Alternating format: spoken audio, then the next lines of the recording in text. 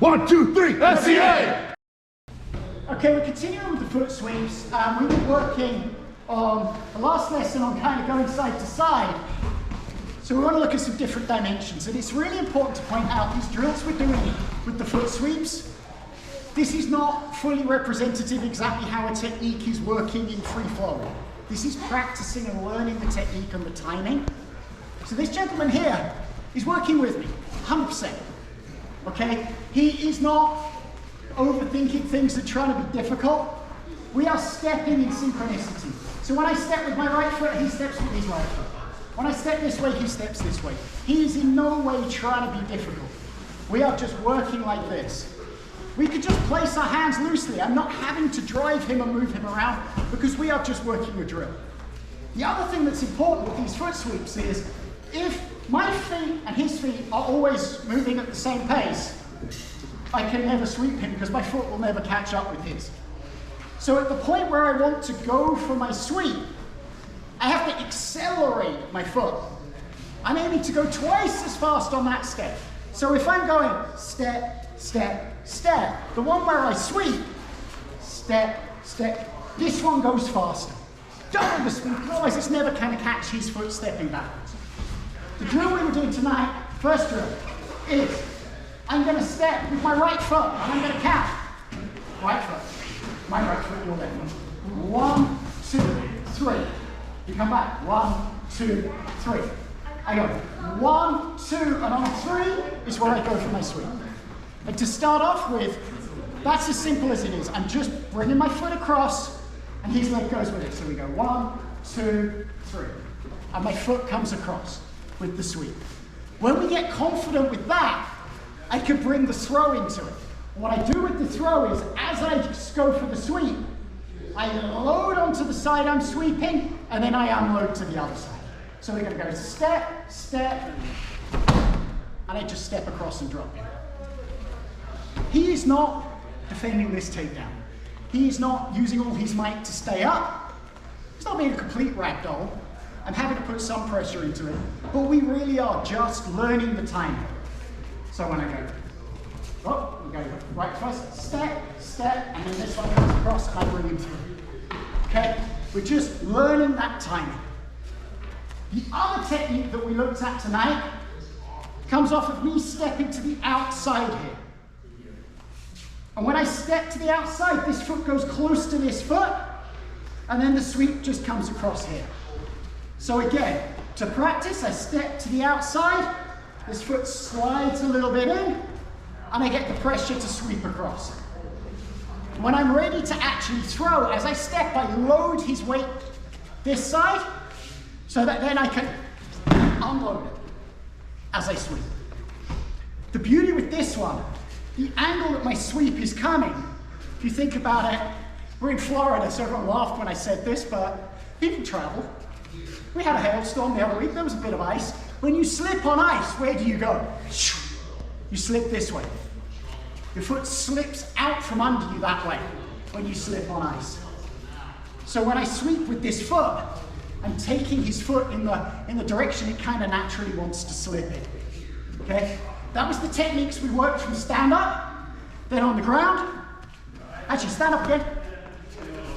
We are going to continue building these up. The whole point with these foot sweeps isn't that I'm going to get him to dance sideways with me 5 paces and allow me to hit a sweep, or walk 4 or 5 paces forward and backwards. The point with these is when we get into a motion where we're moving around, and I can just naturally feel where his balance is, and then just get him to the point where he's off balance, I can hit the sweep. And even if the sweep doesn't come off, when I unbalance him with a sweep and he has to recorrect, he's now in a position where any of my other throws are way more easily opened up. So that's why I love foot sweeps, is when they work, they're beautiful. But even when they don't work, they get people off balance. If I want to throw someone, I need to get them off balance. So coming onto on the ground, I'm in his guard. This is a guard pass that I got from Roger Gracie. Last lesson we were talking about the majority of guard passing from high level guys, they stand up. I've seen Roger pass from standing up. He's pretty damn good at it. He's passed my guard innumerable times standing up, kind of however he wanted to. He's really good, okay? And particularly when I was training there as a white belt and a blue belt, I really wasn't good, okay? But a guard pass that he likes and he teaches and he does so very well, that works really well for the kind of my body type, that longer, leaner body type, where I can spread my weight out, is to use a lot of pressure. So this is gonna suck a little bit for this guy right here. But what I'm gonna do is I'm gonna aim diagonally across. So on last lesson I said, I don't want my weight to come past his belly button. I don't want my midpoint to come past his belly button, because he is gonna be able to pull me down and break my posture and go for a sweep. That still remains true, but if I want to be down there, I don't care anymore. As I come here and he pulls me with his legs, it helps me. I'm gonna drop into this position. I have an underhook with this arm, an overhook with this arm, and I'm gonna sprawl my legs, and I'm looking to get my right knee past his hip and just start walking. And I get heavy, heavy, heavy on my left leg here. And you can see there comes a point where he can't keep his legs crossed. I'm balanced over him. He is pinned to the mat. He wants to go for a pendulum sweep, but all my weight is over this leg, so he cannot lift my weight and his leg up from a compromised position with his hip out here. I can now come around this leg and just flatten him into my guard pass. So that's the full traditional way to do this pass. The other thing that I sometimes do, a couple of things that are important. I'm controlling his head across here. If I come around his head and I lock his head to this shoulder, it can feel like I've got the same position and control, but he's strong with this arm to drive me up and over. When I separate his head from this shoulder, he's strong here, but this doesn't do him any good. He's weak here, the side he wants to drive on. So that's why it's important that I lock his head. The other thing that's important is this arm. If I lose this arm and he gets the underhook, he can pop out the back door and go straight to my back. So I need to control this space. Final point on this, my knees, as I pass around here, watch, if my knees go on the ground, watch the weight come off him, and he can start to move. Well, knees off the ground, my toes are in and I'm driving. That's heavy on him. The other thing I sometimes do here, this hand has come all the way up and under and into his armpit. Okay? So as I'm holding him flat here, sometimes guys don't unlock their feet. It's hard to get them to unlock, they're really well bound up. With this hand in his armpit, my right hand can come back here, and I can really, really, really be mean and teach this guy to do the splits and start coming up and controlling, passing to the other side if I want to. Okay? So there's a lot of mobility there.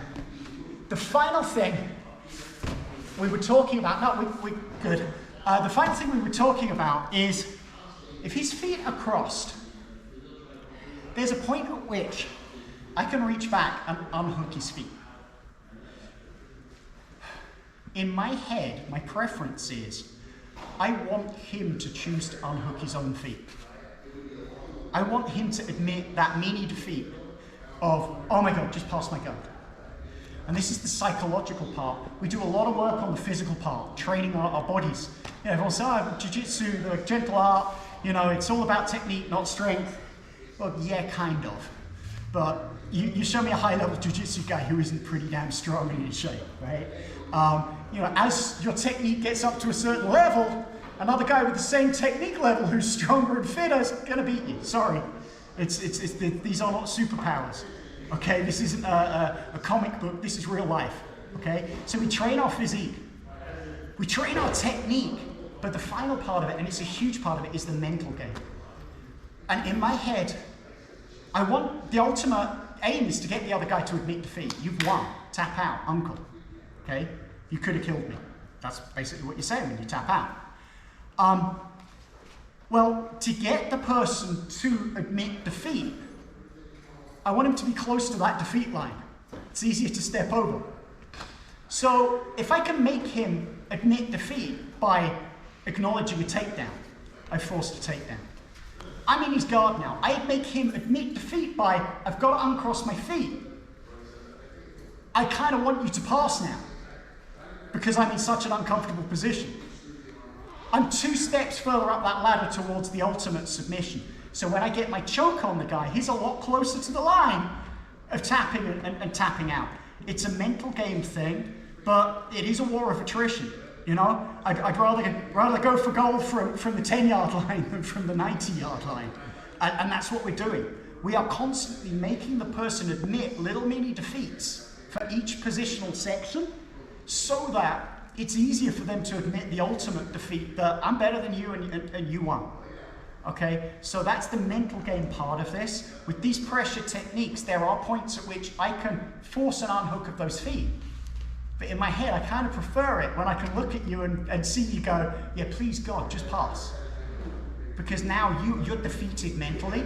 So when I go for that choke, when I go for that armbar, when I go for that whatever, you're far more likely to tap a little bit earlier. And that's the mental side of this game that we work on alongside the technique and the physical side. Thanks for helping me out. Good training.